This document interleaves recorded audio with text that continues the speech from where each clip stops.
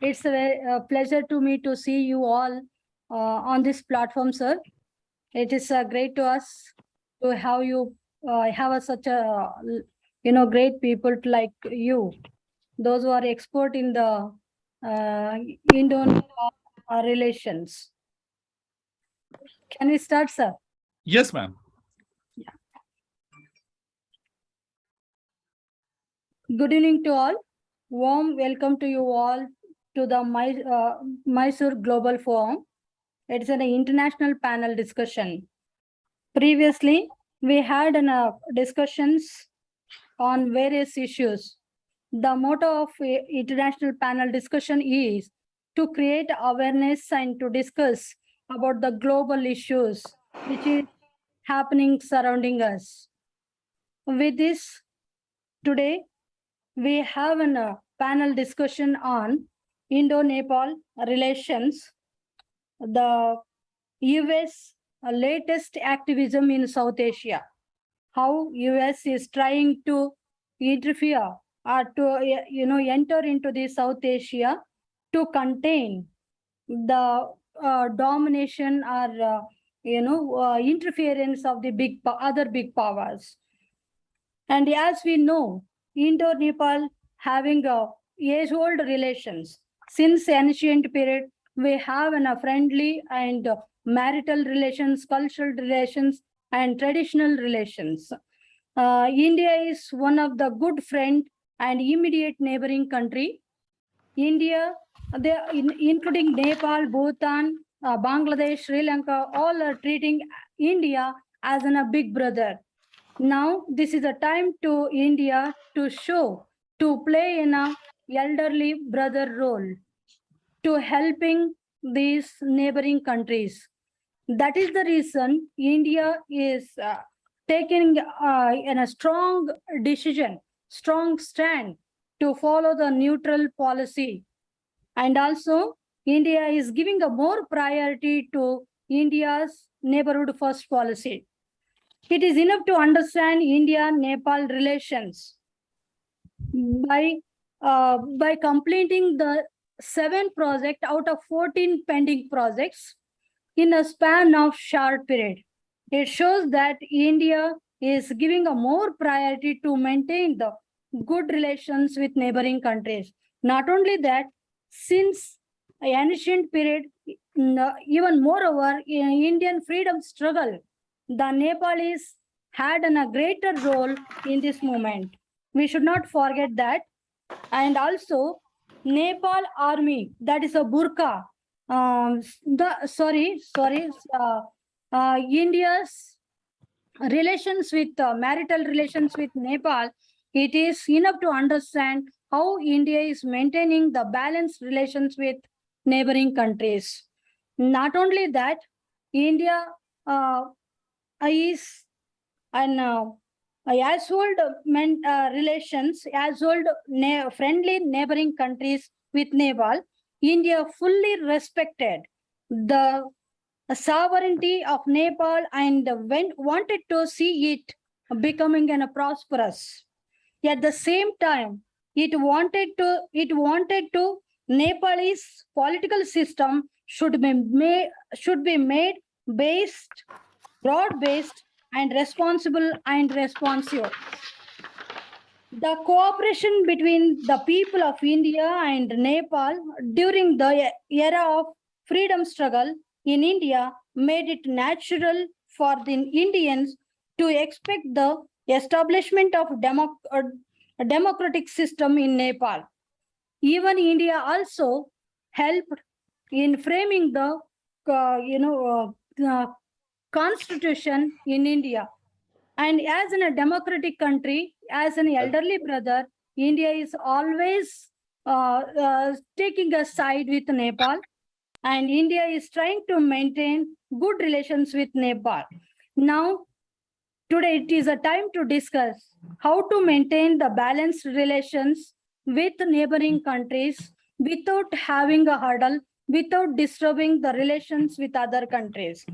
And this is the reason today we organized the discussion on Indo-Nepal relations the US latest activism in South Asia, what India is required to need, how to control the interference of the other big countries in Indo-Pacific or Indian Ocean region, along with the South Asian region.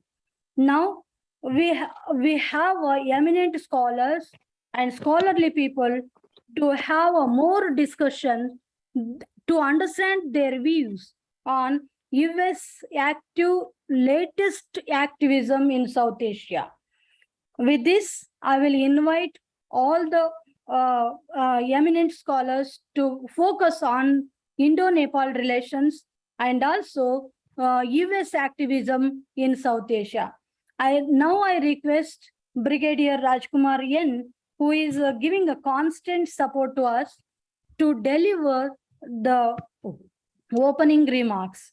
I hope with this, our scholars will enlighten with more views, more knowledge from the eminent scholar. Sir, I request Brigadier Rajkumar N. Sir, please. Thank you, ma'am. I hope I'm audible. Yes, sir. Good afternoon and Jai Hind to everyone present here. It is indeed an honor and privilege to be present among this august gathering of learned scholars and speakers. There is no age limit for learning, gathering knowledge, and thus I am present here. Today, we have a very relevant topic, as Dr. Bharti Hiramanth had said, Indo-Nepal relations amidst the latest US activism in Southeast Asia. And to discuss this, we have some speakers, some learned speakers like Mr. Santosh Sharma Paudel, faculty at Department of IR, Tribhuvan University, Dr. Santosh Kumar Singh, Associate Professor at Department of Political Science, Central University of Haryana, Dr. Dhananjay Tripathi, Associate Professor and Chairperson, Department of IR, Faculty of Social Sciences, South Asian Universities. Besides the speakers, we also have Dr. Mansi Singh, Assistant Professor, Center for Security Studies, Central University of Gujarat, Dr. Nihar Ranjan Das, South Asian Scholar, JNU, to share the views, and of course, our esteemed organizers, Dr. Bharti Hiramanth and my friend, Dr. Binod. Before we start the discussion, I would like to just highlight a little bit of Indo-Nepal relations.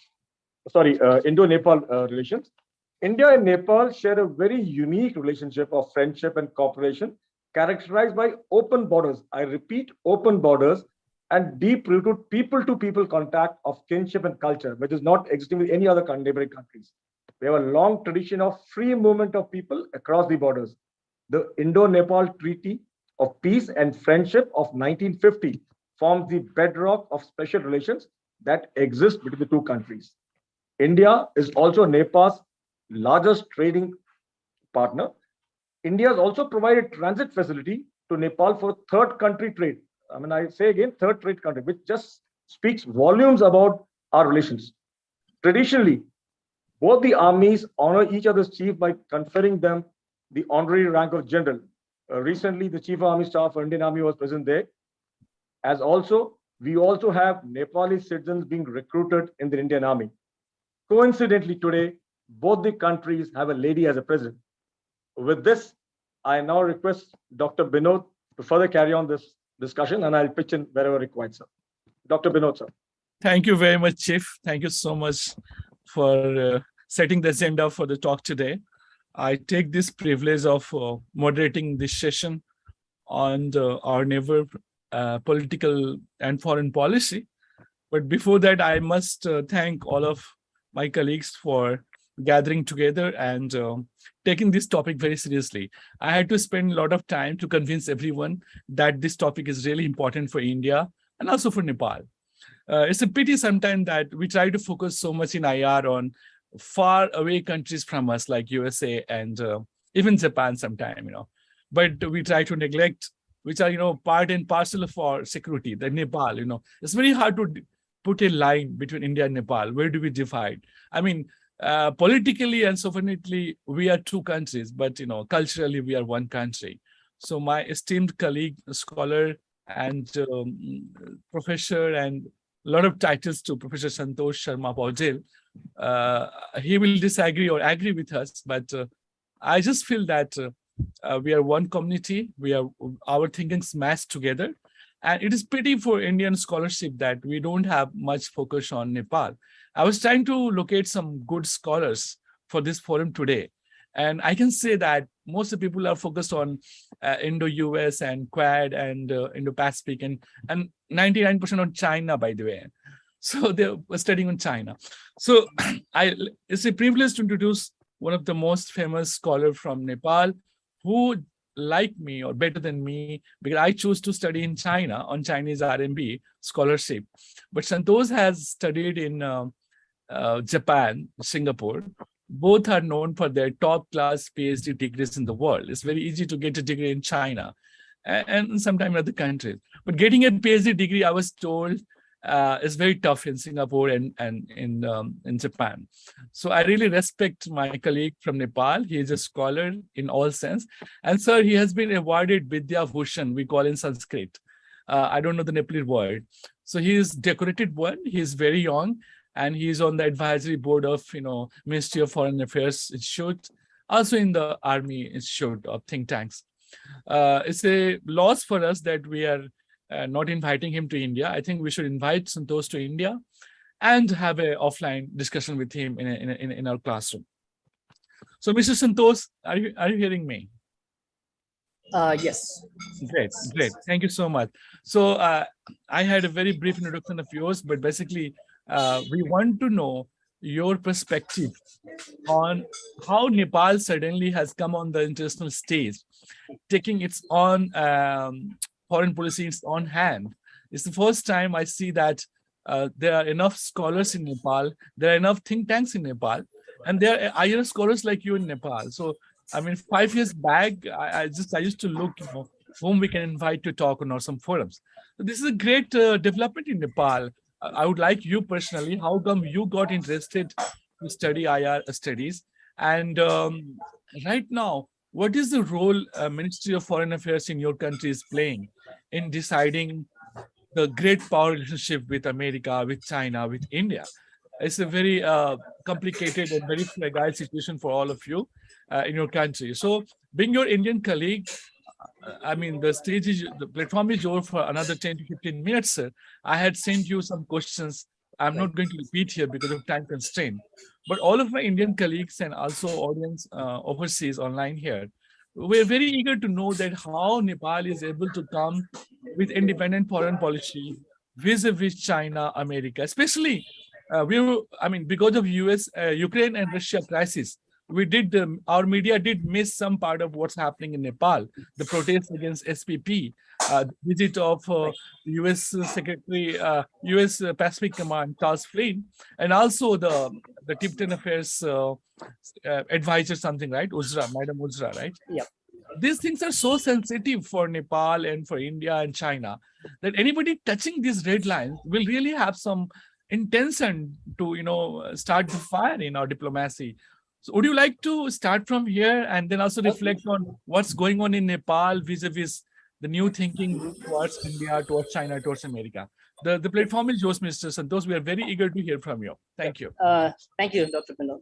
I think that's a really good introduction to Indo-Nepal relations. I think I can skip some of my introductory part with that introduction by Dr. Bharati and Brigadier Nilia. I think Dr. Bharati was spot on to say that our relations, as did Brigadier Nilia, that it goes millennia old, and in every aspect, not just in political, economic, cultural, and whatnot. And I think India has been the elder brother. I think the aspiration on the part of Nepalese is that we would be more equal. I think that's the aspiration. I'm not sure if the practical realities hold that kind of relations true soon, but I think it's there. And just I think coming to Dr. Kumar, I think I have only been studying about Nepalese foreign policy for the last 3-4 years. I think so. That's where the main pieces come from, and my experience and my arguments that I'll present today is based on that. I think before that I had mostly focused on China, which is off-out but not necessarily aligned with what we are talking today. Now, I think one more point I'd like to add before I get into the topic is I think I'll speak more of an individual. So when you hear me, don't assume that this is what all the Nepalese people think like or argue in that particular. Some of the opinions could be more common in Nepal. Some of the arguments could be more common, but some of the arguments I'm going to make are not that common. And probably you'll realize that as we go forward. Now, I had received 5 questions, and I think I'll attempt to answer most of them because they were interrelated questions. But probably I'll just reverse the order. I'll start talking from the larger point and then get into the domestic politics that we have here. Now, the topic today is Indo-Nepal relations amidst latest US activism in South Asia, very pertinent one. And I'd like to mean that in this particular context, South Asia, to mean more on India and the countries, smaller countries around India, minus the off-part, because the whole relations and then discussion would be different if we include off-part in this particular discussion. Right? Because then the US engagement would not be new, and the kind of issues that they have is a little bit different experience than smaller countries in the rest of South Asia, like Nepal, Bhutan, Bangladesh, Sri Lanka, face vis-a-vis India. So let me start with the 5th question. In the larger context, being Indian and American context.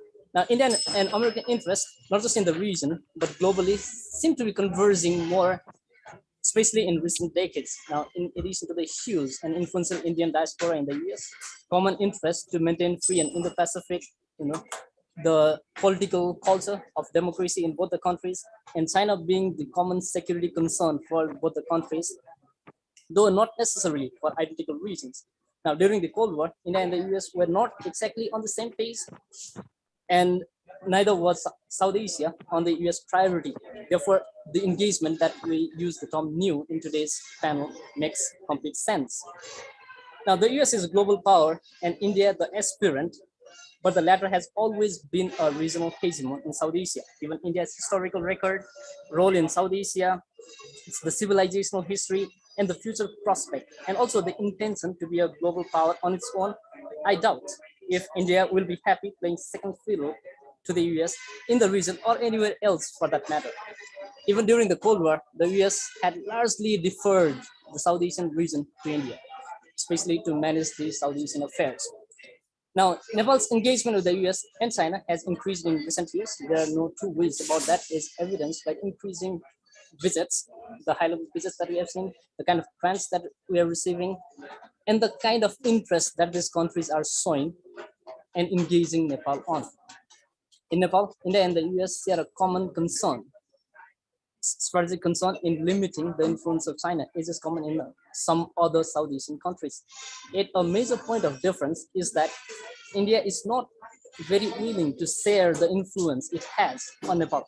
Traditionally, it has considered Nepal within its sphere of influence, and even though the cause may be same, the goals in this particular context may not be the same for India and US. Now, second, I think, as already mentioned by Brigadier, the width and depth of Nepal-India relations is far extensive compared to any other relations that we have. Right? For instance, I think I don't need to repeat that again, but then I think the access to the port, which has already been talked about, open border, the roti beti rishta, as we call it, the cultural relations, to the extent that the Indians almost get an equal national treatment in Nepal and vice versa, right? Therefore, the relations is unique, and just the addition of US in this particular aspect, we have some influence, but not affect the other significant part of Nepal-India relations in any major ways.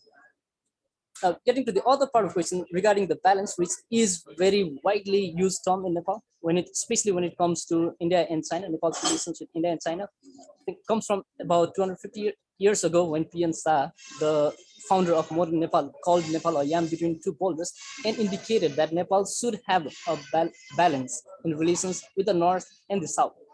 That characterization had stuck for good and bad, and hence the narrative that Nepal needs a balanced relations has been prevalent in Nepal, not just among foreign policy elites, but also equally among the political leaders. Now, it is so deep-rooted. Now we need to talk about, now there are some in Nepal who are arguing that the balance is no longer between two powers, but between three powers with the US added in the mix. Personally, I find that characterization faulty and bereft of reality, in the sense Nepal is geographically facing India. Religious cultural ties with India are at a different level. The open border, the previous regions that I mentioned before, millions of Nepalese working in India, millions of Indians working in Nepal. These are some of the factors which lends India a special place in in Nepal's foreign policy priorities. In that sense, no other foreign relations of Nepal can be equated with the kind of relations we have with India. In that sense, the word balance itself is, I think, archaic. Now, in saying that, this is not to downplay Nepal's relations with China or the US as well. They are critical partners in their own right. China more so probably because they are the neighbors than the US, right? Now, just as an exercise, let's imagine a case where there is a major, let's say a crisis like the flood that is happening in Pakistan. Where do we think most of the Nepalese will move to, seeking a safer place if they had to move away from Nepal in that particular case? The answer is overwhelmingly India, even from that perspective. The relations is not very comparable. And that is the basic reality of Nepal's foreign policy priorities. And I think that should be reflected in the debate that we have in Nepal today.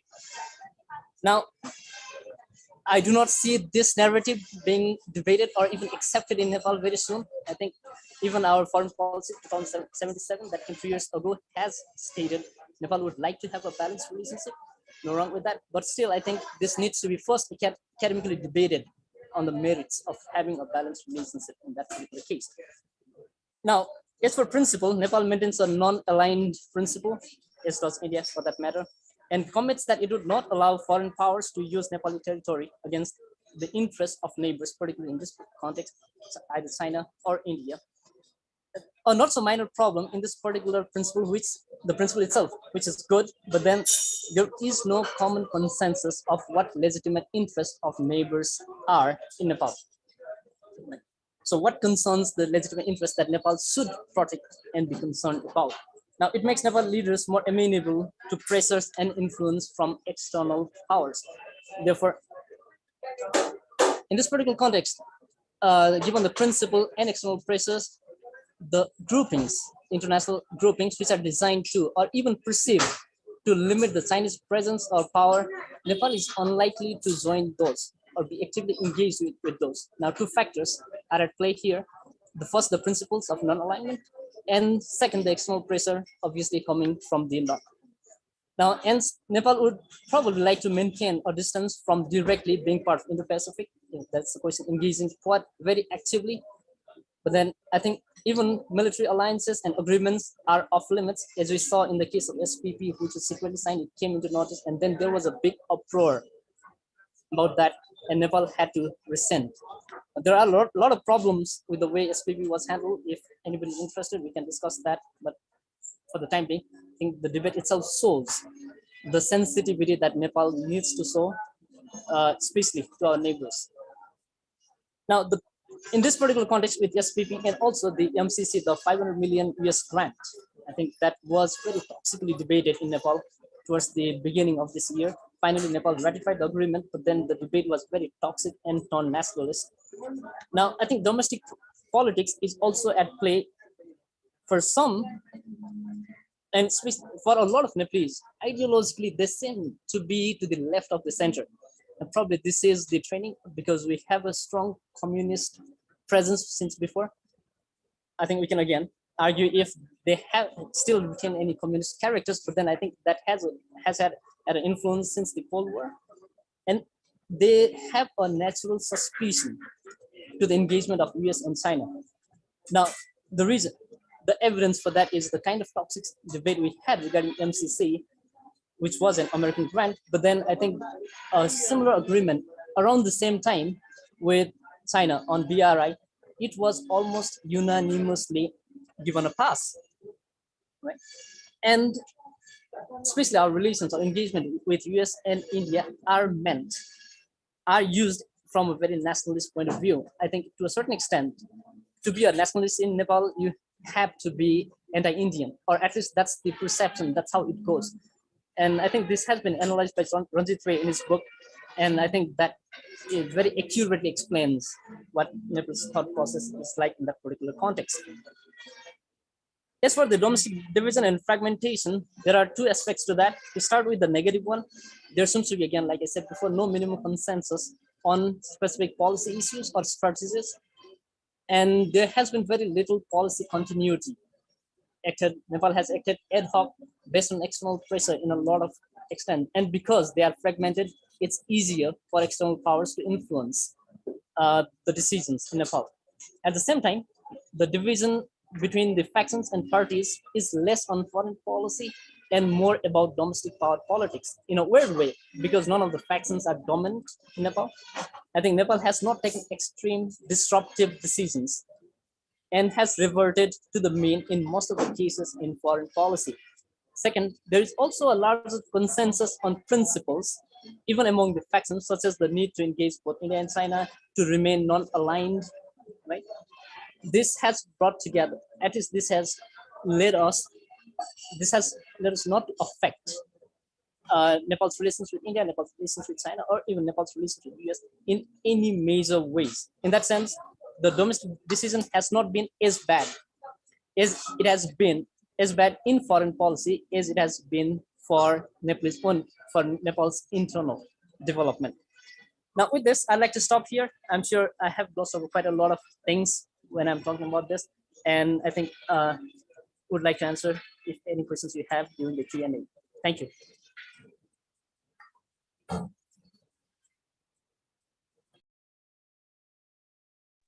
Dr. Vinod, your mic. Vinod, sir, mic.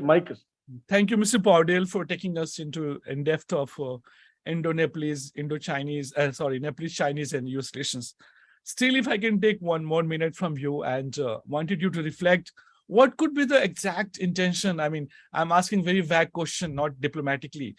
As per your perception, or as a Nepalese, what do you think America wants to promote in Nepal by little bit, as you wrote in Diplomat, that there is a pressure on Nepal, some kind of pressure to go ahead with the SPP. Right. So I just wanted to know, basically, Americans have a dream of, reflecting their democracy project around the world. Even they comment on India, that Indian democracy is not a real democracy. So since Nepal is in transition from a different revolutionary period to a republican period, do you think that what they're saying is what they mean, basically training you for disaster management? Because in 2015, when earthquake hit Nepal, I think India and China were the most important country to help out, right, sir? If I'm not wrong, you can correct me. Right. So can you just take 1 minute to reflect on the agenda of SPP? That is one of the background of this discussion today, that we should not misunderstood Americans, what they want to do in this small Himalayan country. Santosh, sir.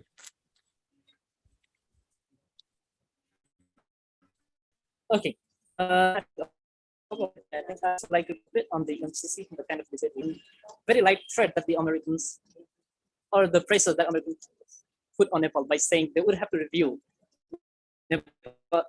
Nepal-US relations if they ratify the MCC. I think that is the sort of language that the US has not previously used for the most part.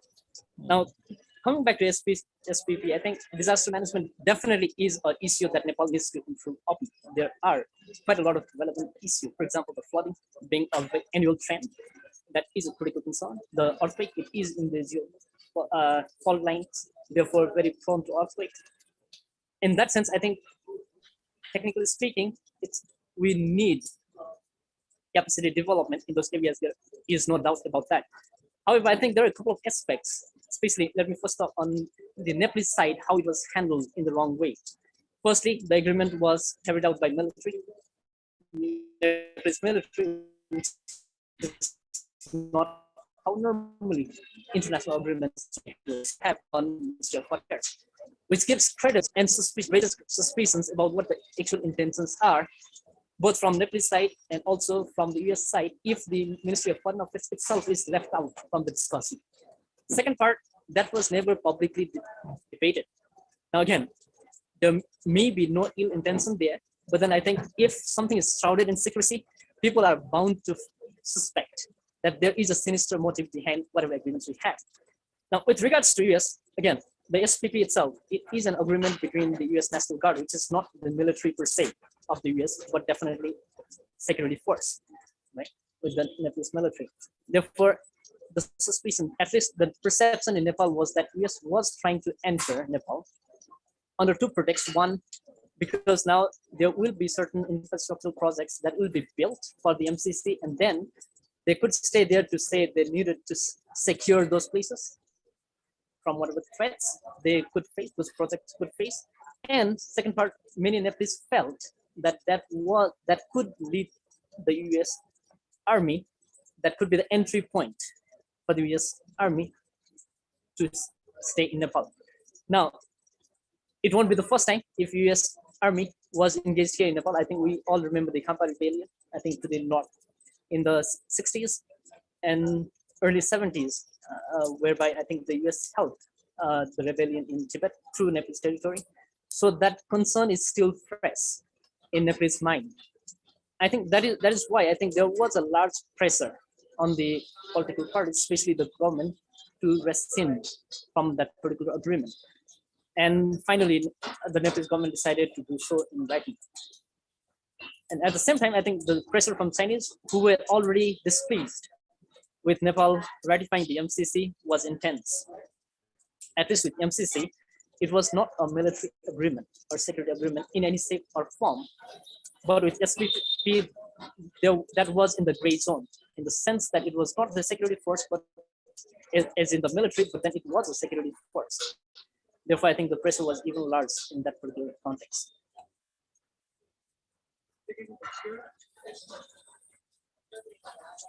I think you're on mute again. Sorry, I'm just trying to avoid some unnecessary sound here. It's very frank and candid perspective from an Nepalese scholar point of view. But in India, we think, is it somehow Americans are interested in having some Gorkha soldiers for their own military campaigns outside in any other part of the world? This last point.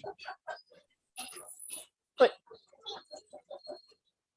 I'm not sure if they're interested, but I wouldn't be surprised if they would be interested, given the gallantry, given the image that Gorkha soldiers have, given the way they have served for Nepal, for India, for the British, and for certain other countries in Singapore, in Brunei, and so forth.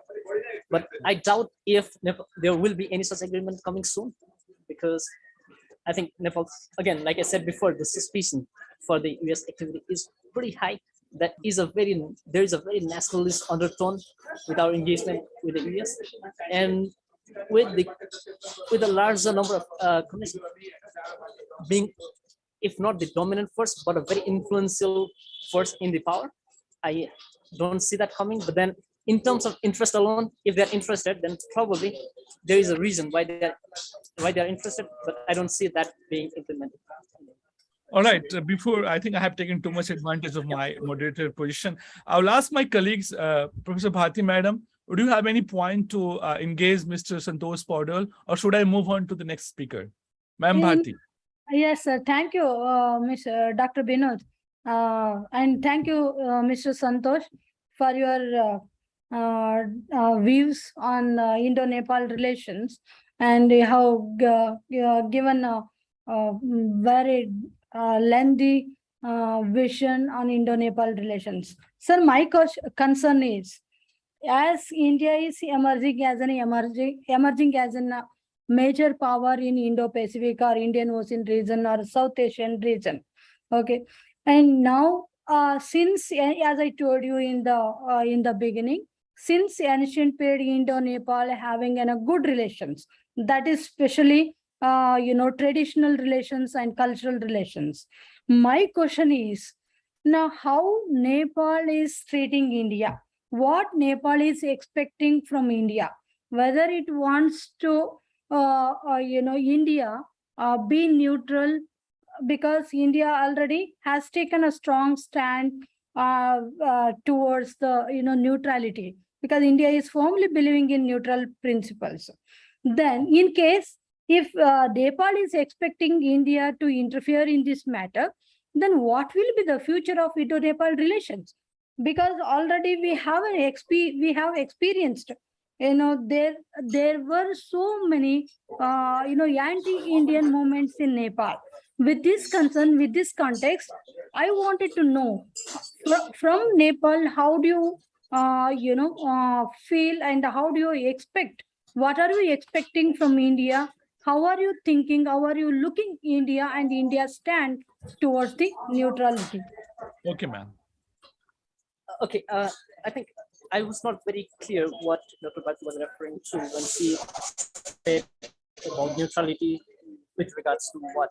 But I think uh, before that, I think I'd just like to answer a couple of things. I think the increased Indian presence around the globe, I think it has become the third largest economy.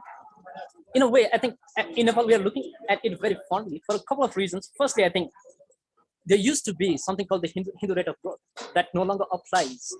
And I think that's a very serious image makeover, not just for India, but other countries in South Asia, which was Hindu rate of growth supposed to be 2-3%, even when we were developing from a very low base.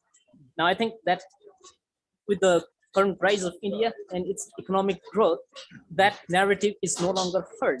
And I think that's a very positive step for all of South Asia. Second part, I think we're also seeing a very confident India in international stage. I think if we look at some of the speeches that there's almost every speech that Jaishankar has made, that is the face of a very confident country coming from very confident region of the world. I think the way, purposely, I think the Chinese had started giving back since the last few years. I think Jaishankar had started doing the same, and in much more intellectually engaging ways. So I think this is a very interesting time.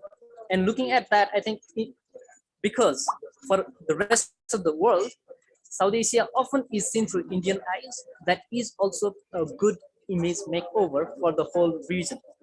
Right? Let me just state that. So I'm very happy to see Jaishankar giving back, I think finally, and having the the courage to have a different perspective, to have a own perspective on the different.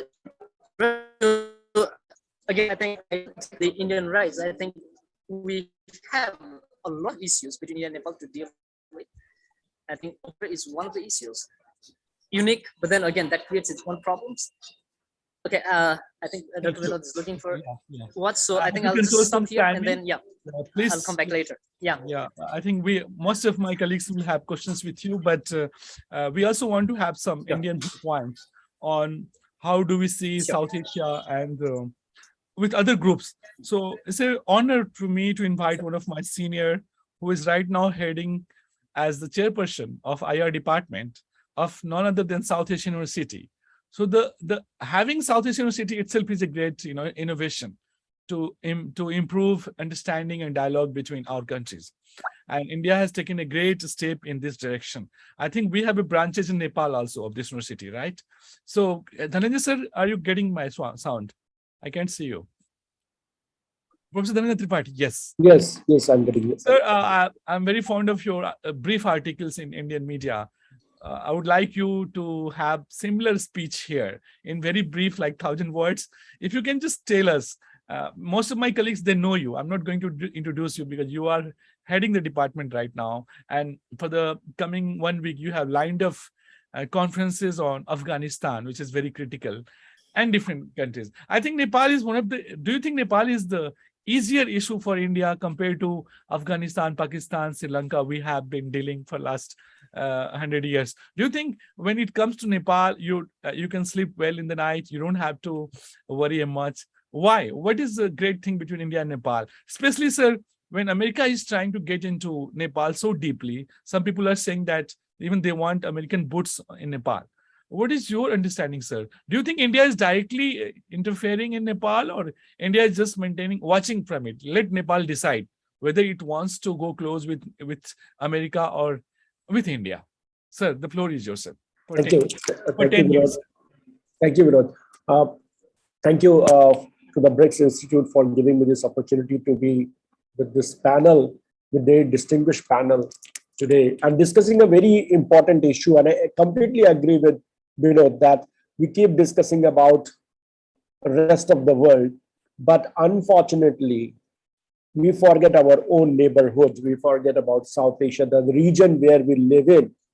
The other very interesting point is that whatever happens in a neighborhood, it will have immediate impact on countries, those who share borders. So if something happens in Sri Lanka, India cannot take a position that it will not going to affect us. If something happens, and I'm glad Santosh said that if there's a flood in Nepal, which country people expect to go. So I think that explains not only about India, Nepal, but about the whole of South Asia, that we are so interlinked. And similarly means, and let me talk today a little bit, my apologies, Santosh, but let me talk today a little bit from an Indian perspective. And let me begin with this, that a peaceful, stable, prosperous South Asia is in the interest of India. As I said, that we share borders, and anything goes wrong in any of the countries is not good for India. Number two, India will definitely like external forces to be out of the region, not intervening in different ways that we have seen in past. There had not been a very good experience with such kind of interventions. We have seen Afghanistan, the kind of intervention during the Cold War and post-Cold War.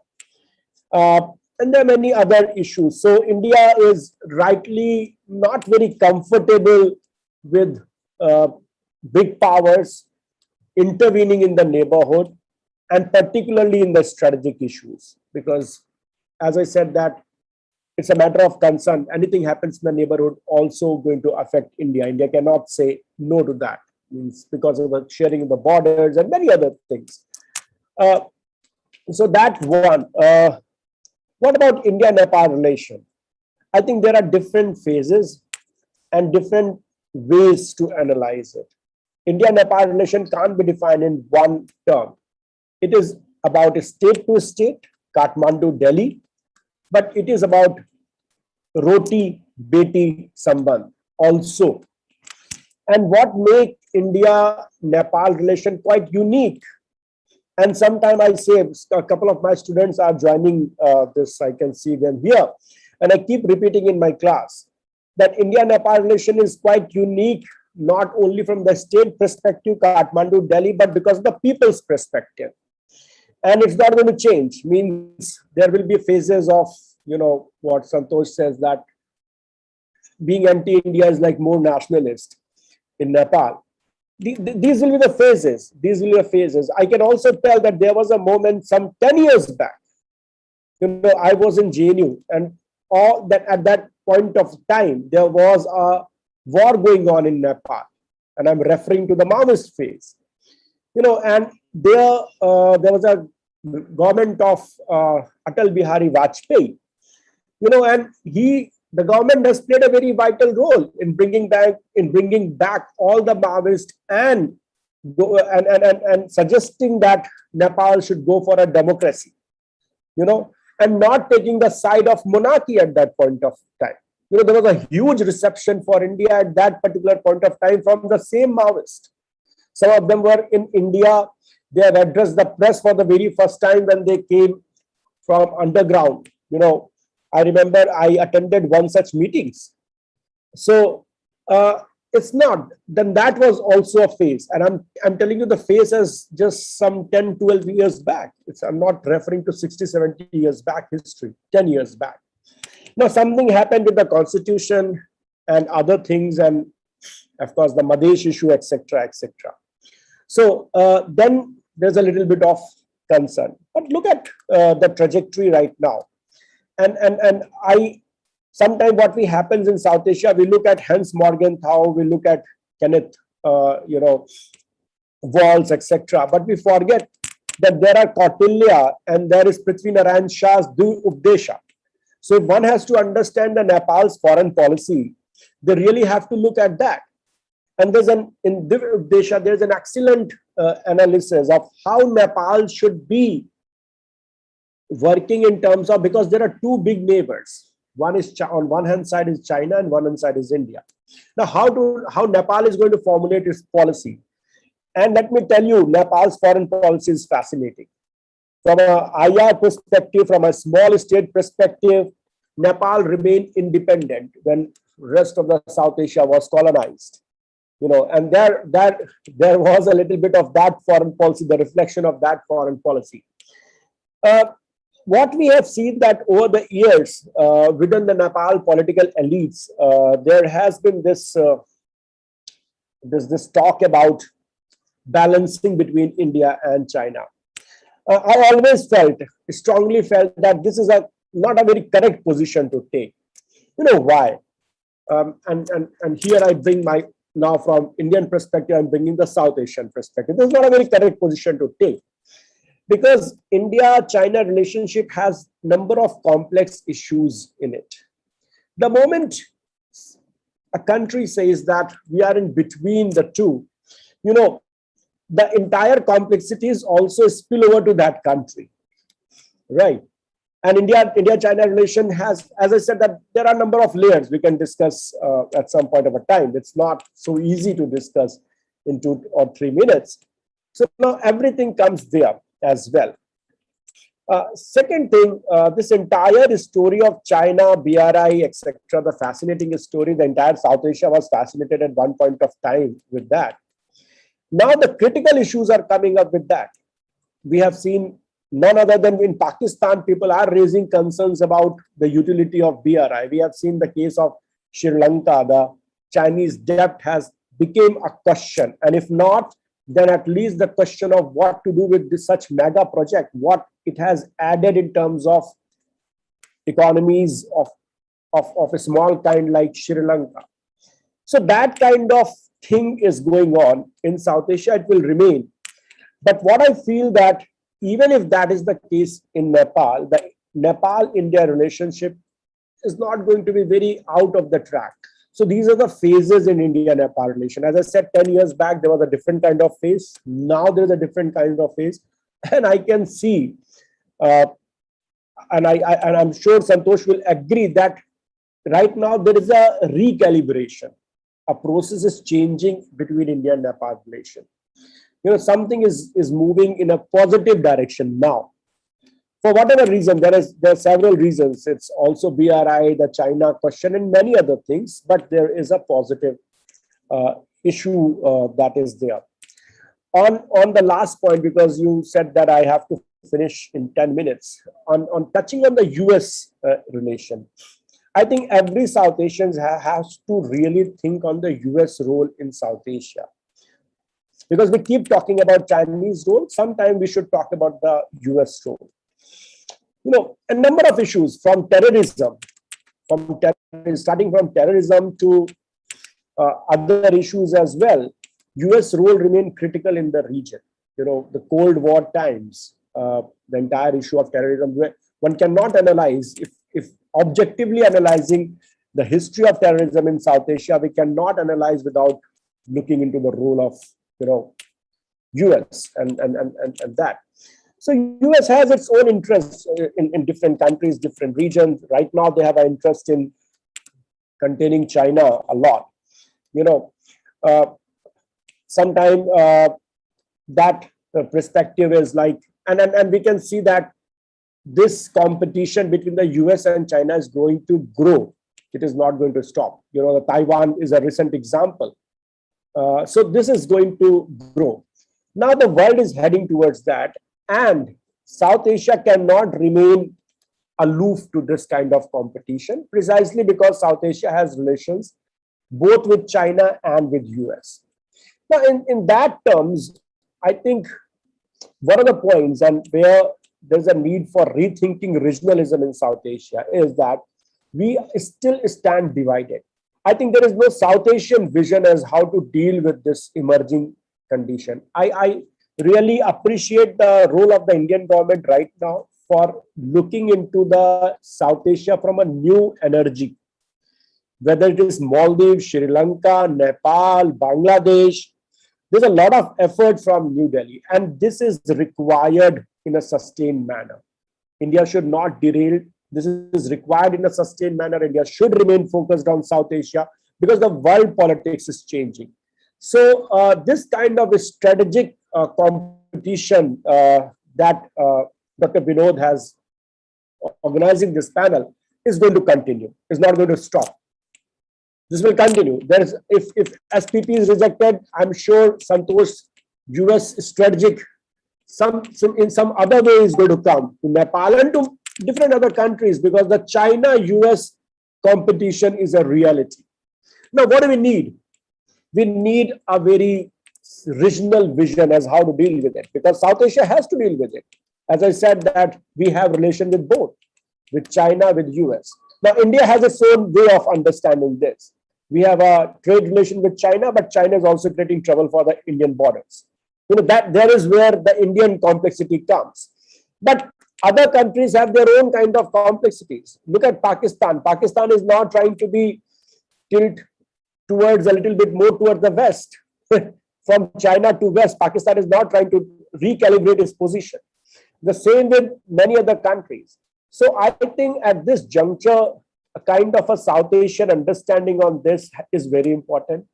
And my apologies to say that India has to play that role.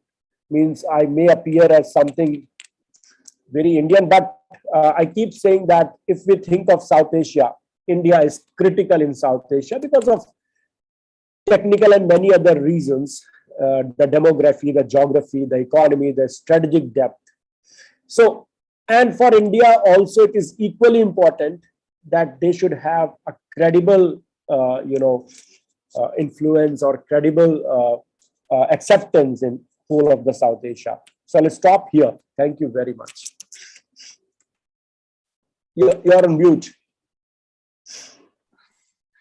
I'll have to just repeat one line what Professor Dhananjay said very emphatically, that the contest of the century is between China and United States, and the South Asian countries could be a pawn in the US game plan. So this is very clear to any student of international relations. And if we don't choose our next move carefully, I think we're going into another Cold War. So the institutions like South Asian University and your department, sir, do you think that you're able to play advisory role in advising government of Nepal and different countries that how to choose a better role for South Asia, where we don't antagonize anyone, but we choose our own foreign policy, especially, sir, when there are a lot of organizations like BRICS, SCO, BIMSTEC, SAARC. So you are studying so many organizations, but sir, in your perspective, which is the real organization which represents the interest of South Asia on the global platform, which we should focus?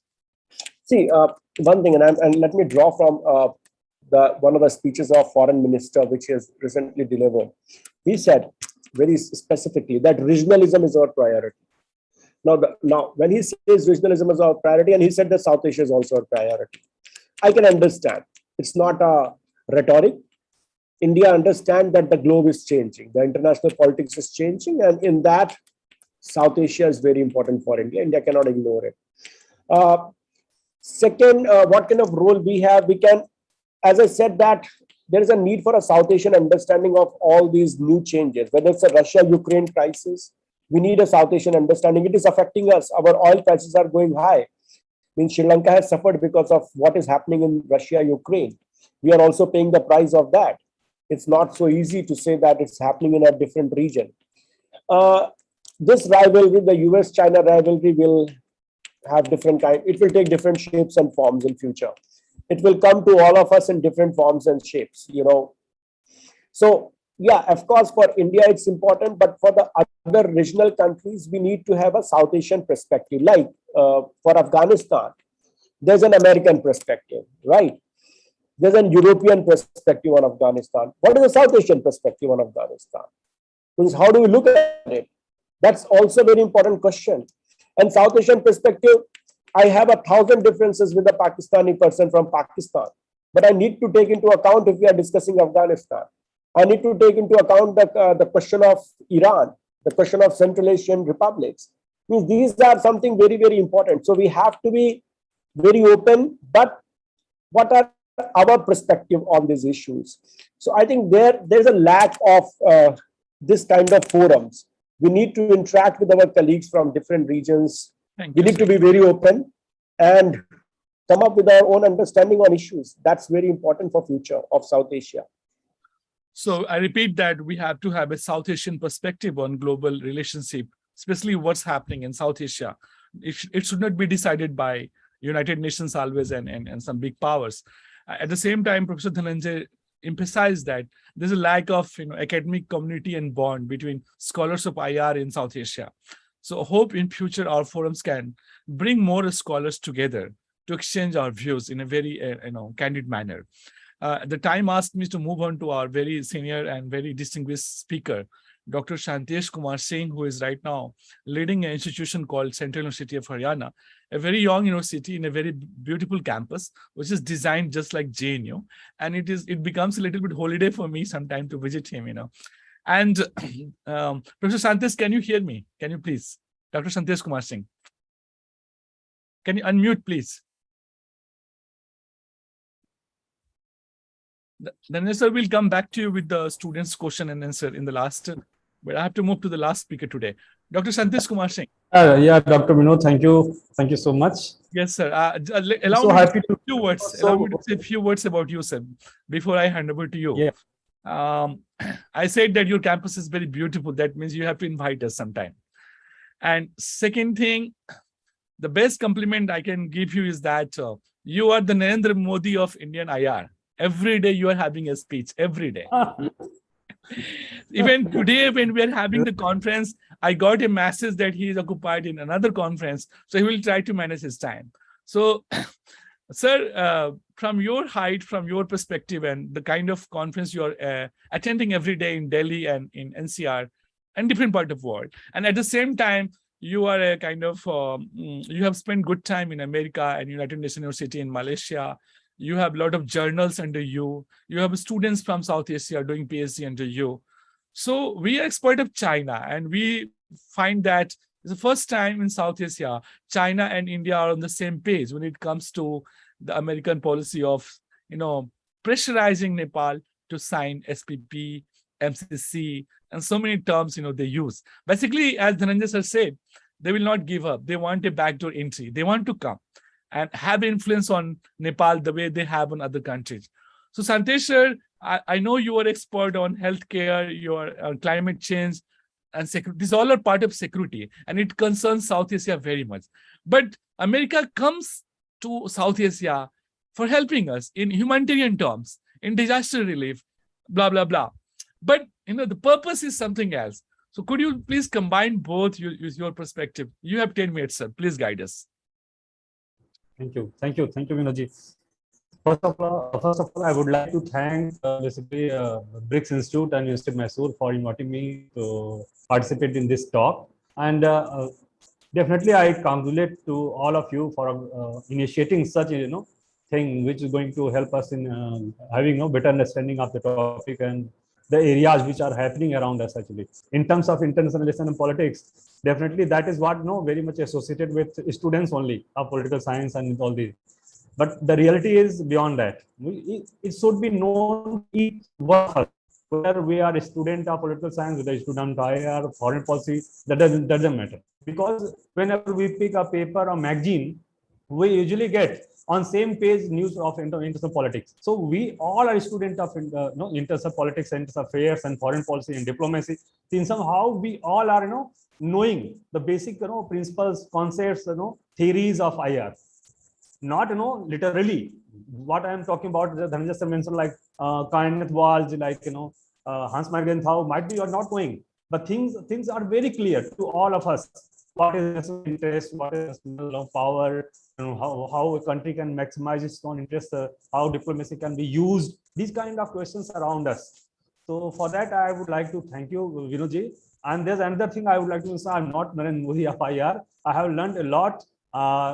Definitely through different interactions and dialogues and deliberations and participating in different conferences too. Dhananjay sir has made a lot of good points in his presentation, but I'll pick the last point. I'll start from that point because that is important.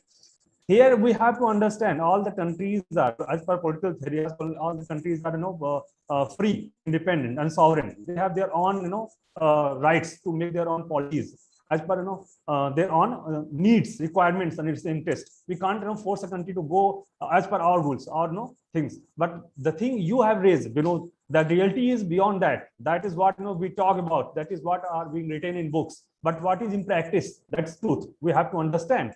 when we talk about Nepal, what Nepal does and what Nepal can do. That is what we have to look into basically.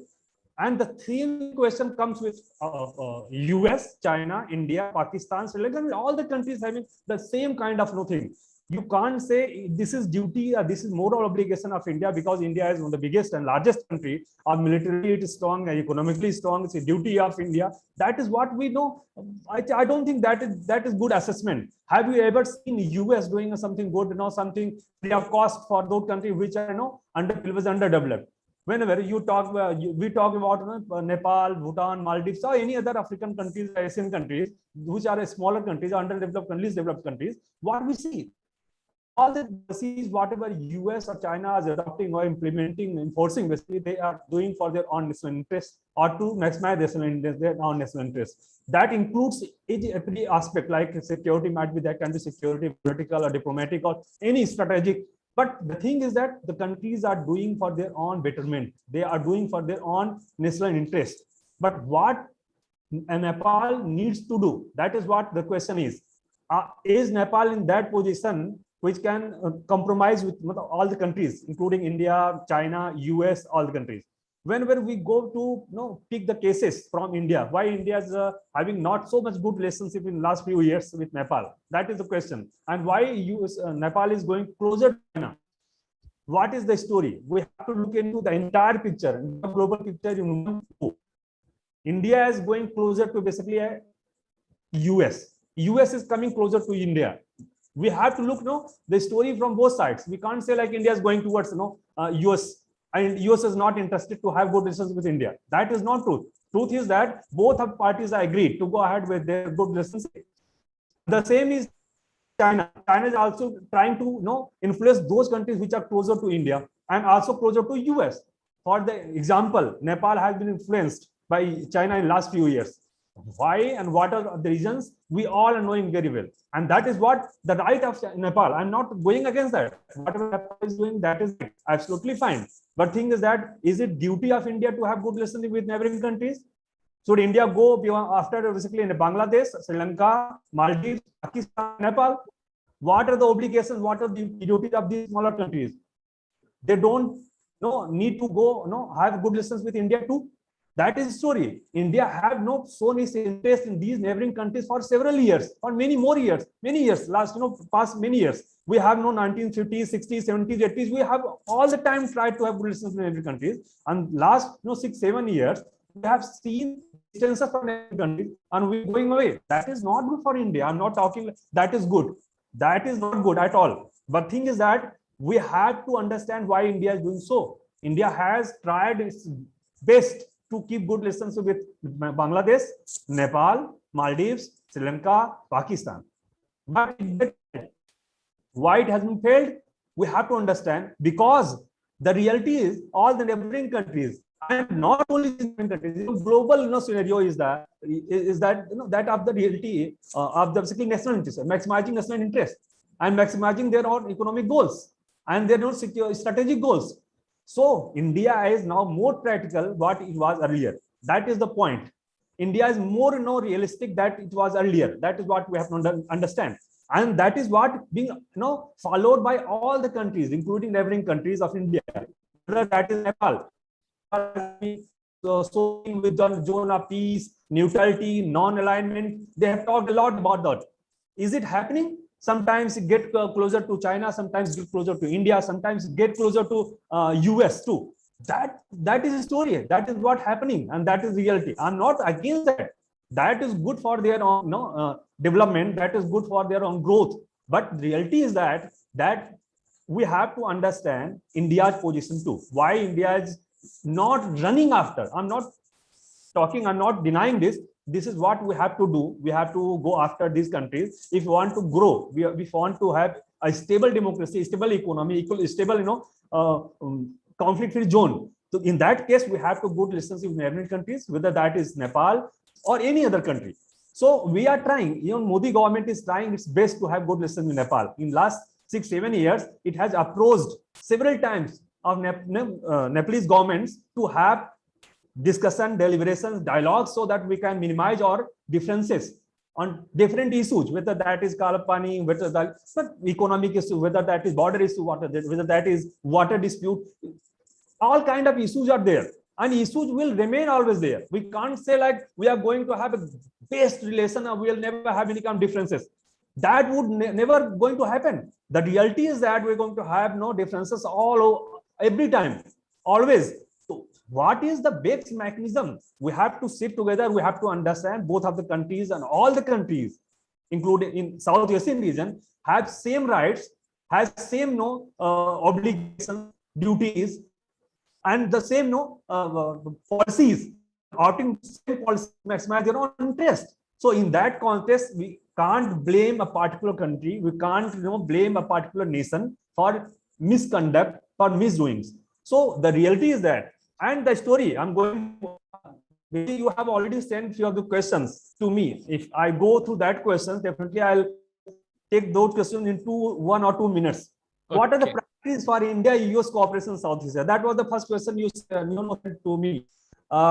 Definitely, this is very important. Why India-US is going closer, and why only Quad? This is not the India have good relations with Quad. Yeah, India is part of Quad. Quad is having 4 nations, 4 different nations, and all the 4 nations have there in mind. China is there on mind. Whether that is Australia, that is US, Japan, whether India, all the countries have same country in mind, China, and that is rival, that is going to threaten their development. They're going to threaten security, their strategic policies. That's what. So how are we going to contain this China? That's what basically what. This is not example. There's another important AUKUS, what called basically Australia, UK, and US collaboration. That is what happening. This Quad is not only example which are having. Why India is going after that? That's important point to note here. Nepal became part in 2017 of BRI, and that was not in favor of India. And India never wanted Nepal to do that, but in Nepal did. Why Nepal did that? Because it had to maximize its interest. Why India can't join that? In same manner, India also joined Quad. No, in same manner, Pakistan has joined BRI. In same manner, Sri Lanka is going to have good relations with China. So all countries are doing their own things to their own interest. So why not here? This is the practice I'm now, sometimes we become so emotional. India is no powerful country. India is economically so strong country. India is one of the biggest military in the world. So it's duty of India to go after these smaller countries. And yeah, I'm concluding this. And there's another point which we have to look into basically is terrorism. What is happening basically after withdrawal of US in Afghanistan? What is happening? Suddenly, Pakistan we started going have good relationship with Afghanistan. It has started propagating to support Afghanistan. Earlier it was not in favor of support of basically supporting to basically government of Afghanistan, but they have now started to support basically Afghanistan government, and that is what not like by basically US government. The US is not going to have good relations with Pakistan. I am not going to support basically smaller countries which are neighboring, so-called neighboring countries of India. So in that context, US is going to have good relations with India. Why? Because it is going to achieve its own goals through India. India can be used, and that is what have done by US in the past too. But the reality is that whether India is going to allow US to misuse its on land, its on military or economic market. So we have to look into that. Okay, sir. Yeah. And risk the new world order would have in South Asia, like I have gone through that. Several risks are there. Rivalry between India and Pakistan. That is one intense issue between all the countries, among all the countries. I am talking about China is there, important player. China is going having good relationship with India. China's good relationship having with Pakistan, and all the time it will invoke basically Pakistan to go against India. So in that context, that is one of the important threats to this entire region. If you want to have a stable and basically this South Asian region, definitely we should have a peaceful region. Taliban regime. We have already discussed about them, and all the speakers have spoke about them. I'm going to read that. And Sri Lankan crisis, we have witnessed that. and not only Sri Lanka and Pakistan going to have such kind of economic crisis in the days to come. We have one of the biggest example. Yeah, I'm concluding in 30 seconds, sir. Okay. Yeah, 30 seconds. And what can be done to ensure the Indian interest is not compromised with the influence of new great powers in the region? Several things, like it should actively use its economic. This is what all these speakers have spoke about. India should boost its foreign policy tools like neighborhood first policy. And this neighborhood first policy has been a concept which is adopted by our current government too. I'm not telling this is what we coined by, but government has shown its interest going with this existing policy, neighborhood first policy. So why we are failed? These neighbor countries are also having a suspicious approach towards Indian policies. So they also have their faith in basically Indian policies. That is what I'm liking in this. India should focus on improving and strengthening bilateral region. India should also try to improve its ties with the great powers at a multi-level to secure national interest. That is what can be told. But I'm not telling this only to India. This is for all the countries in the region. This is the reality. And non-conventional issues like health, climate change, these are there. We'll discuss on those in next panel debate. Thank you. Thank you. Dr. Sandesh Kumar Singh, thank you so much for the wide perspective of all the issues related with South Asia. I'm not the right person to comment on your speech, so I'm lucky to have Dr. Nihar Ranjan Das, a quite super senior of ours, who has been focusing on South Asia exclusively for the last 20 years. Nihar, sir, can you hear me, please? Professor Nihar Ranjan Das. Yes. Good evening. I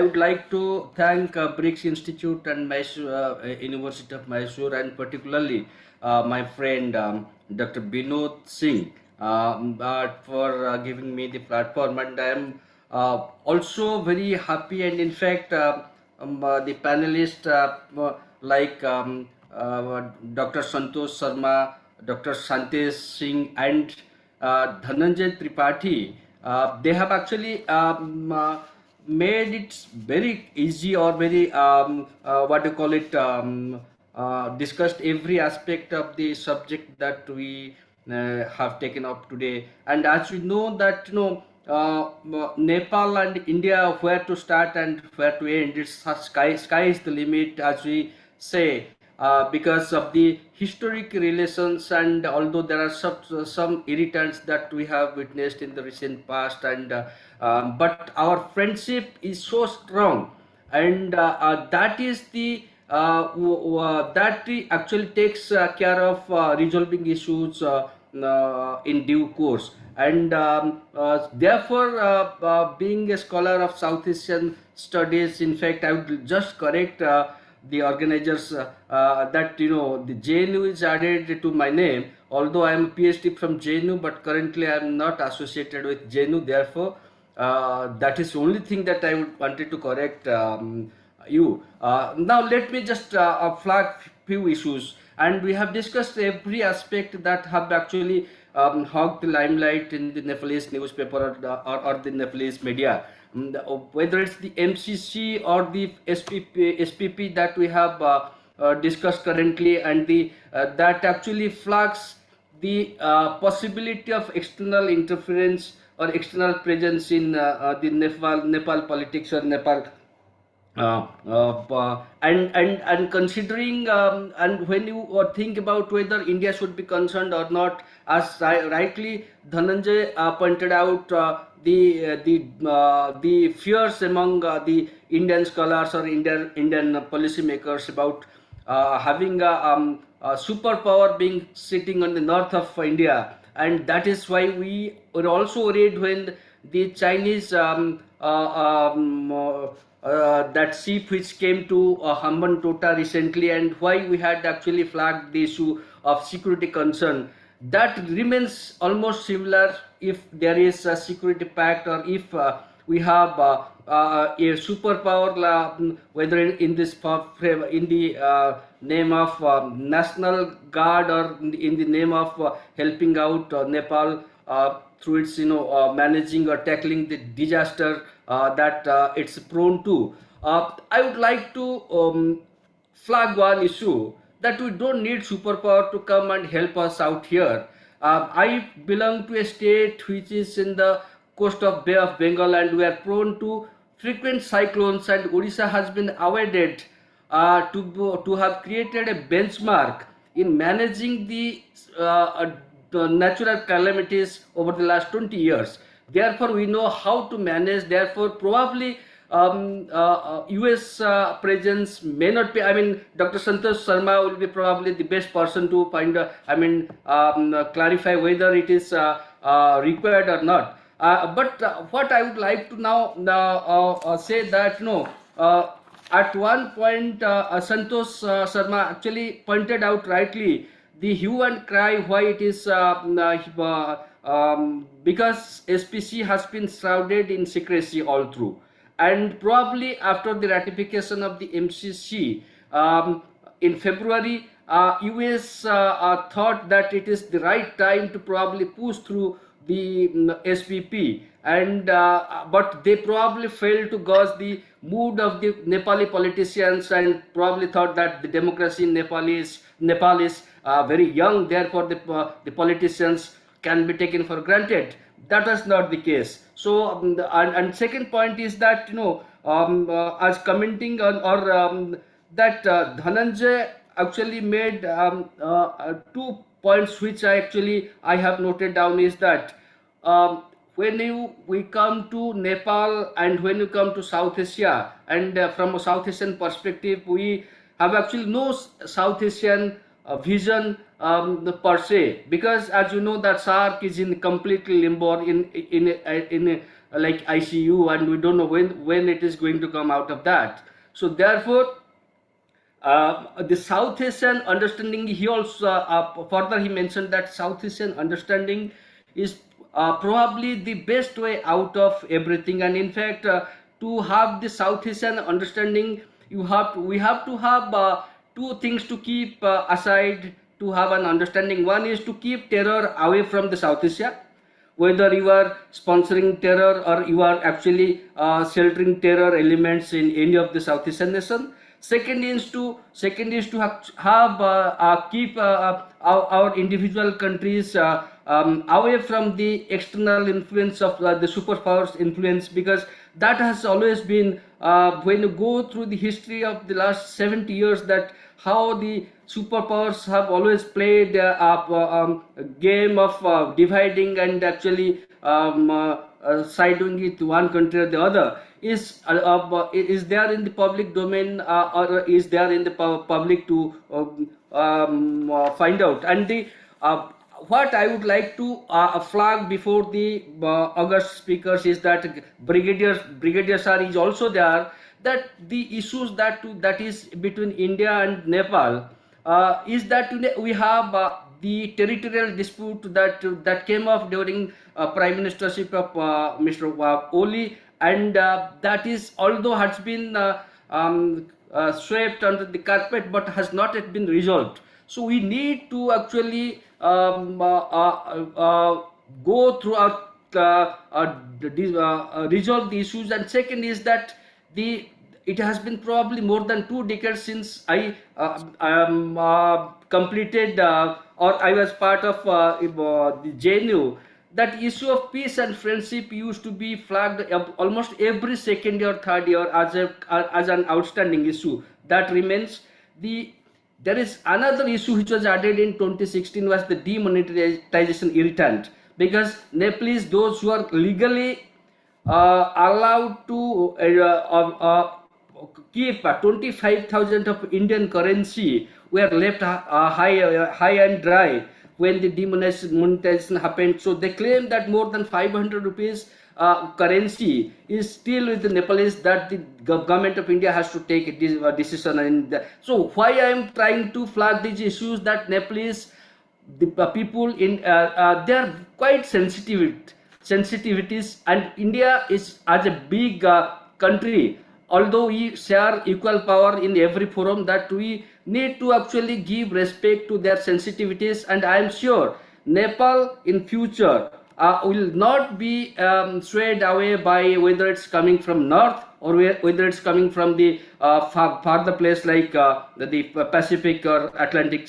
So therefore, what I would like to say that when we the understanding is better, we can probably be friends in all times to come, and we should never counter a situation where I see 81-4 kind of situation will happen, because that is the fear of Indian security establishment, that any kind of Sino Pakistan relationship, and if they share it with Nepal, probably Nepal maybe, I mean, the possibility is there that no, ISI may try to create some a situation. So therefore, I would just conclude here, and thank you so much, Dr. Binod and all the panelists. In terms of that US President Roosevelt, that the buck stops here. When Nihar sir has given the speech, I can say the buck stops here.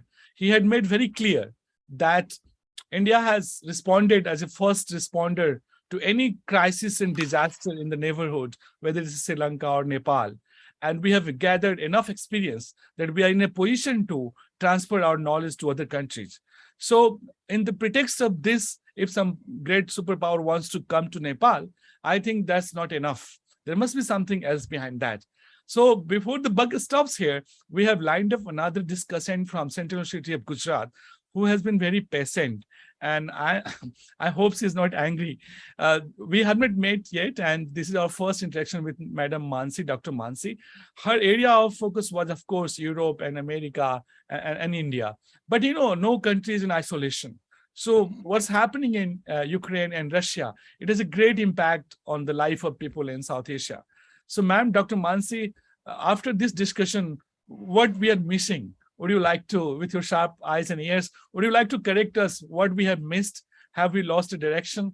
Because most of the speakers today are very well known to me. So I was not able to counterattack them, you know. Most of them are my seniors, and they have been working consistently on South Asia for the last 20 years. So I couldn't find any mistake with their speeches or with their facts and data. So Mansi, you can correct me because I'm in China's kind of expert. The floor is yours, Dr. Mansi, ma'am, from Central University of Gujarat. And she shares a background of military family. So she has the upper, height of looking at the issue in security and all holistic terms. Madam, please. Thank you. Thank you, Dr. Binod. And my task is fairly easy, towards the end of this discussion. I think we had a very illustrious panel, and most of the issues were comprehensively covered on today's topic. And if I speak for myself, I'm not really an expert on Nepal per se, but as you mentioned also in your introduction, I do, like my other colleagues here, keenly track developments in India's foreign policy and regional security in South Asia. So thank you, Dr. Binod, and my thanks to BRICS Institute and University of Mysore for inviting me to share my views. So what I'm going to do, like I said, that our panelists have actually covered the Nepalese and the Indian viewpoint on the situation, and also we got a perspective on South Asia. So I'm just going to summarize and give a general overview of today's topic and flag some key issues by contextualizing it in the larger geopolitical developments that we have seen. So yes, of course, we are at a critical juncture when we speak of the fallout of the Russia-Ukraine war and all kinds of troubles that we see coming from it, whether it's inflation, energy scarcity, currency devaluation. And this has, in fact, what I see has already slowed down, the global economy's natural recovery that we had, what we were making after the COVID-19 pandemic. And so when we look at from South Asian perspective, of course, it's a time of great economic uncertainty. And like Dr. Dhananjay had also pointed out in his talk when he was emphasizing on the relevance and the ever greater need to revive regionalism, because when we speak of South Asia, regional economies actually have nothing to fall back on. And we are seeing, South Asia is a troubled zone, whether it is about domestic political chaos, whether it is about our economic wars. And we have seen, the latest examples before us, whether it's Sri Lanka, Pakistan, how these countries are reeling under the impact of the regional and the global economic issues. And we don't have regional buffers as such, against, to counter, to really cushion us, against this global economic volatility. So in that sense, this is what we find ourselves in, and this is something which we all have to deal with. So what we also have seen post Ukraine war is this growing proximity, what has been called as the Sino-Russian alliance, and that is certainly going to reorder South Asia's great power relations as well. Again, we have those the traditional IR debates have been revived on sphere of influence, reliance on geoeconomics for security, prospects of neutrality. So I think states will have to navigate through the larger systemic and the strategic shifts that we are talking of, and that we will be seeing emanating from the Ukraine war. Sanctions have, of course, adversely impacted the trade, tourism. Smaller states are really feeling the brunt of it. The connectivity initiatives, the energy security, their military modernization projects. So especially when we speak of smaller states, and of course the topic today is on Nepal, they will have much, much bigger challenges to deal with. And when we speak of South Asia, again, like we are discussing, and the other panelists also pointed out, that every geopolitical move actually is studied through this prism of US-China rivalry. There is this always a complex push and pull interplay between US, China, and smaller nations. So when we speak of stability in South Asia, what are we actually referring to? We are not just referring to stability of their interrelationships, the bilateral relationships, but stability in South Asia also means stability in the domestic sphere of each of these countries as well. And then only we can get the whole picture, and we can speak of stability of the South Asian region per se. So yes, as one of the points was also made out, that whenever we have this intensified, geopolitical competition between two major powers, the great power rivalry, of course, as we study in IR theory, the hedging, how it is used to maximize gains, but at the same time, states also do not compromise their national interest to please big powers. And if we see South Asia, we have seen South Asia presenting a classic case, whether it's Nepal, Bangladesh, Maldives, they have made it clear on several occasions that they will not really surrender or give in to the diplomatic arm twisting by either China or US. So while they are very much aware of the power asymmetry also, but somewhere these states are also drawing a line to pursue their national interest without excessively undermining their respective strategic partnerships or special relationships that they enjoy with one of the major powers. So there is some sort of a fine balance that they are trying to create. And of course, when it comes to Nepal, China has emerged as a key player. We have all seen that. And of course, the Indian blockade that happened in 2015, post that, China, of course, when Nepal signed the BRI in 2017. So that was a major shift in that sense, the growing closeness between China and Nepal. And of course, Mr. Santosh pointed out that there is no other bilateral relationship that matches that of India-Nepal, and India-Nepal relations are very special and very unique with no parallel. But at the end of the day, we also need to really, focus on the battle of perceptions, which really need to change. And the political narrative in both the countries has changed. And if I can refer to the eminent persons group, which was appointed in 2016, so that report also needs to be sort of taken consideration into, and how we can speed up and work on a more active track to diplomacy initiative between the two countries. So that would be something which we really need to focus on. And the Ukraine crisis, of course, will keep bringing back this rhetoric on territorial nationalism. And but I think this is the more opportune time for both countries to display sensitivities to each other's concerns and explore what is feasible and what can be really worked on. And of course, India, I especially feel, speaking from an Indian point of view, when we have announced our neighborhood first policy and we have really made some grand gestures and we are trying to really give a special, treatment to our neighborhood. I mean, taking cognizance of the geostrategic relevance of our neighborhood, then we really also need to up our game when it comes to effective implementation of our neighborhood first policy. So that would be certainly, I think, be on cards as far as Thank you, India ma'am. is concerned. Thank So you. I would conclude here. Thank you so much. Thank you. Dr. Mansi said that it's very hard to be a small nation in the current geopolitical, not only current, even in the past. So, but India has been a benign power in South Asia. And we have coexisted with smaller nations. It's an example for many nations to follow, especially for China and other countries. If you go to the Latin America and Europe, see the kind of existence. So I'm not sure my colleague from Nepal, who is in minority here, next time I'll engage more scholars from Nepal, will agree. We had lack of some time, so we couldn't invite much scholars from there. So as a moderator, I want to thank each and every distinguished speaker today for cooperating with me in the time. And next time we'll make it far better time. So I hand over to my colleagues in Mysore, University of Mysore, who are very patient they have a lot of questions to engage you. So Bharti Madam, can I hand over back to you, please? Yes, Thank sir. you. Thank Thank you. you. Thank you so much, Dr. Binod. Today we have a wonderful discussion. It's a great pleasure to me to be a part of this panel discussion. And I may have very pleasure to say that today, like as Santosh, Professor Santosh and Tripathi and Shantesh sir, and along with Mansi, they gave different views on this issue.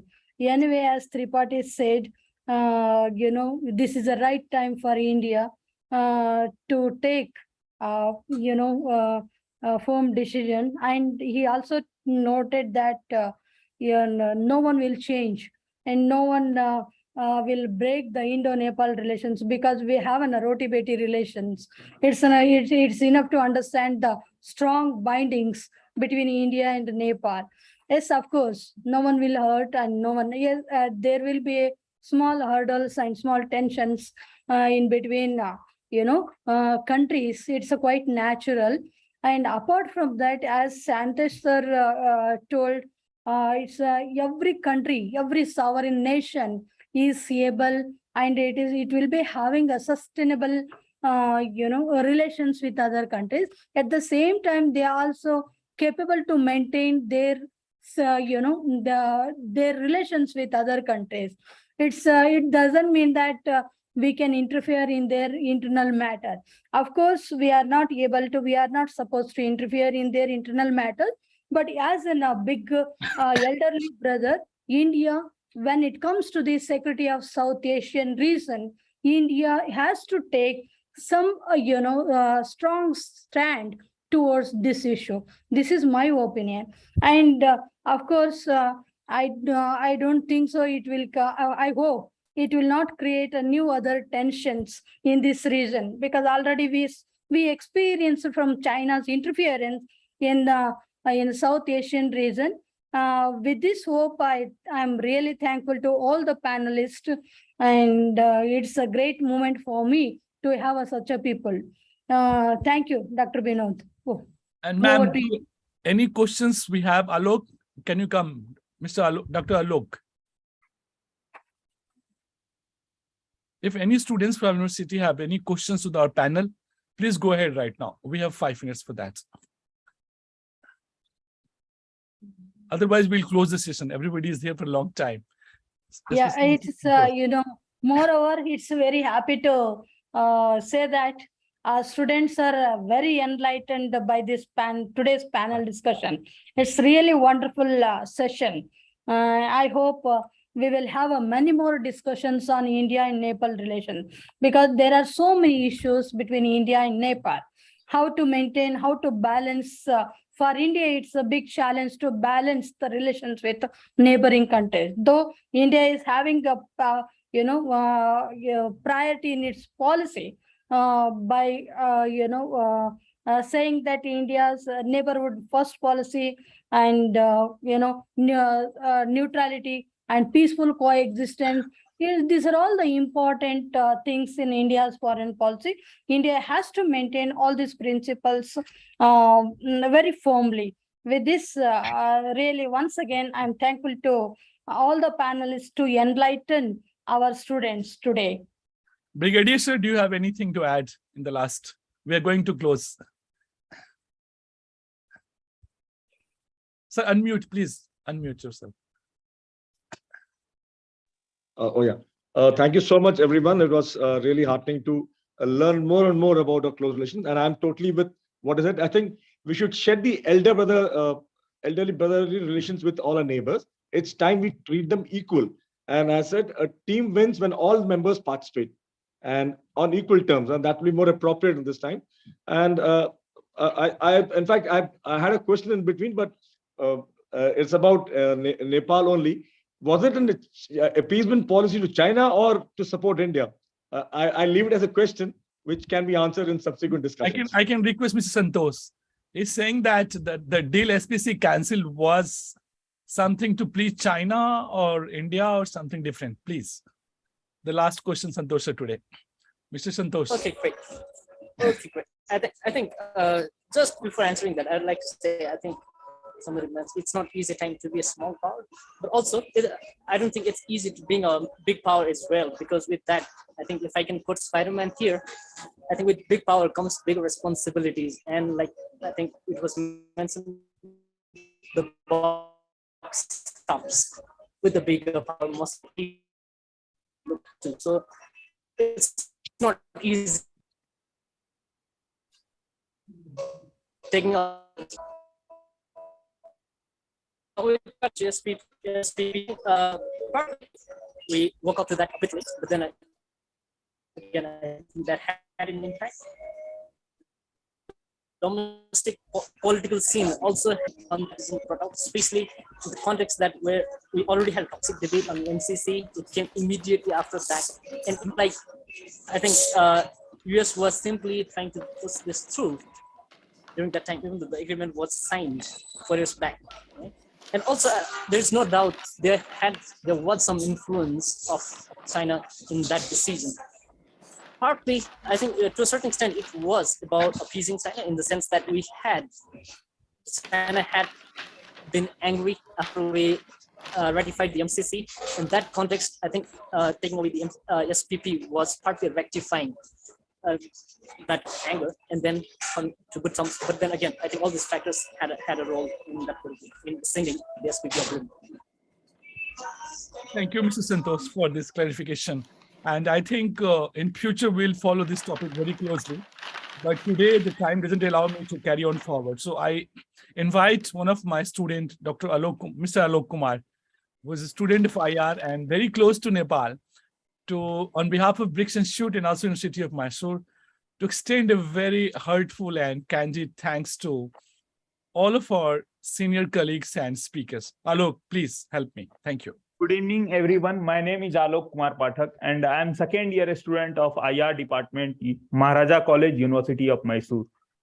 A warm and delightful evening to all. It's an honor to give the vote of thanks on behalf of Department of International Relations, University of Mysore and BRICS Institute, India.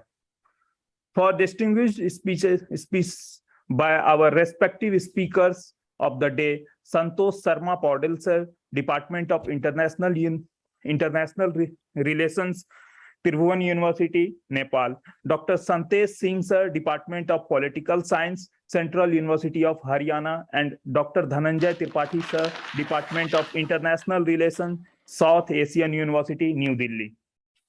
Foremost, our utmost thanks go to our Vice Chancellor, Professor G. Hemant Kumar sir. Without his support, it would not have possible. And of course, the team behind this is Professor Bharti Hiremat ma'am, Head of the Department, International Relations, Maharaja College, University of Mysore. And Dr. Binod Singh sir, Director of BRICS Institute, India. We have received a treasure of knowledge given by all the eminent speakers, that too on the concurrent area of international relations, which for sure help each one of us to understand the relation between India and Nepal, on a special focus on US activism in South Asia. Thank you so much, Podal sir, Dr. Singh sir, and Dr. Tripathi sir, for enlightening us with such an insightful lecture. We look forward to hear you such discussion in future on various other important topics of the global world. I thank Dr. Mansi Singh ma'am, Center for Security Studies, Central University of Gujarat, and Dr. Nihar Ranjan Das, South Asian expert, for the invaluable discussions which further specified the relevance of the topic and understanding the in-depth relations shared by both the countries. Thank you so much, Dr. Mansi Singh ma'am and Dr. Das sir, for your instructive part of the panel discussion. I thank Professor Anita Bimla Brax ma'am, Principal of Maharaja College, University of Mysore, for her cooperation. I would further extend a hearty thanks to Brigadier Rajkumar sir for his presence. So thank you all. Thank you, students, teachers, and others who have joined online. Thank you, everyone, for this online panel discussion. Thank you very much. Thank you, everyone. It was a pleasure to have you all. Thank you. We'll meet soon. Thank you, Mr. Santosh from Nepal. Thank you for your time. Thank you. Thank you, Vinodji. Thank you, Sandesh sir. Thank you so much for. Thank you, ma'am. Thank you. Thank you, sir. Hearty welcome to you, Mysore. Please do visit to Mysore, sir. It's my formal invitation to you. And Sure, sir. Sure. Sure, ma'am. Definitely will come. Last year I was there, ma'am. Next, definitely I'll meet you. oh, okay. Thank you, sir. At the end, sir, anyway, it's very interesting.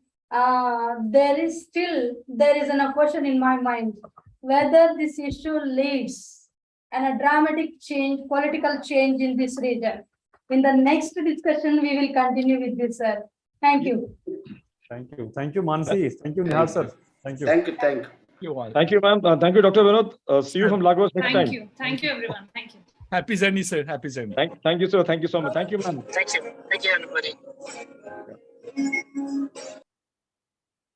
Thank you, Dr. Mansi. Thank you, Dr. Vinod. Thank Thank you. you, sir. Thank you.